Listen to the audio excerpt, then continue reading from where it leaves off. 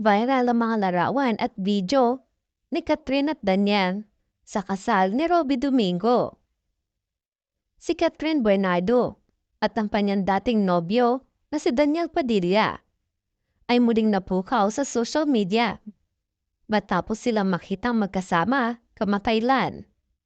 Nauna rito, sa wakas ay kinasal si Robbie Domingo sa kanyang kasintahang si Mikey Pineda sa isang simple star-studded ceremony sa Diocesan Shrine and Parish of San Isidro Labrador sa Bulacan. Kabilang sa mga dumalo ang dating celebrity couple sina Catherine at Daniel, na karaniwang kilala bilang Katniel, ng kanilang mga tagahanga at taga-suporta sa social media. Ibinahagi ng dalawang fan account ang ilang larawan at video ng dalawa sa grand wedding ni Robbie. Ang mga larawan at video na kanilang pakikipag-ugnayan ay nagdulot ng maraming buzz sa social media, lalo na sa kanilang mga tagahanga at taga-subaybay sa online. Robbie Domingo, Mikey Pineda, ikinasal na nga. Nagpalitan na ng I-Do ang kapamilya TV host na si Robbie Domingo at ang long-time girlfriend niyang si Mikey Pineda. Mahigit 1 taon matapos ang kanilang engagement, ikinasal na ang dalawa sa pamamagitan ng isang private at intimate church ceremony. Ang kaibigan at Pinoy Big Brother co-host ni Robbie na si Mele Contiveros at nag-share ng ilang kaganapan sa naganap na kasal sa pamamagitan ng kanyang Instagram story.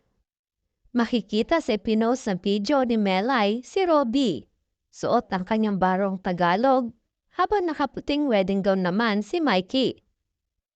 May sign namang nakadisplay sa simbahan na nakikiusap sa mga uma-attend na bisita na mag-post sana ng photos at videos sa social media pagkatapos ng reception. Nagsilbing groomsmen naman sina Donnie Pangilinan at Darren Spanto, habang ang ex-couple na si Daniel Padilla at Catherine Bernardo ang naging candle bearers. Sa isang panayam, pagkatapos ng kanilang engagement, sinabi ni Robbie na si Mikey na talaga ang kanyang the one.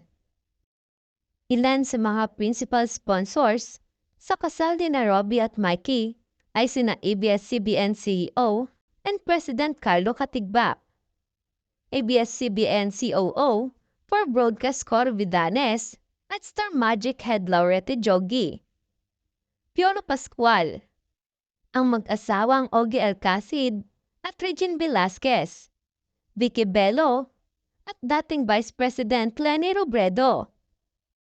She gives me so much purpose and we have the same goals. Magkapareha kami ng ideolohiya at hindi ko mapigil ang kausapin siya. I love conversing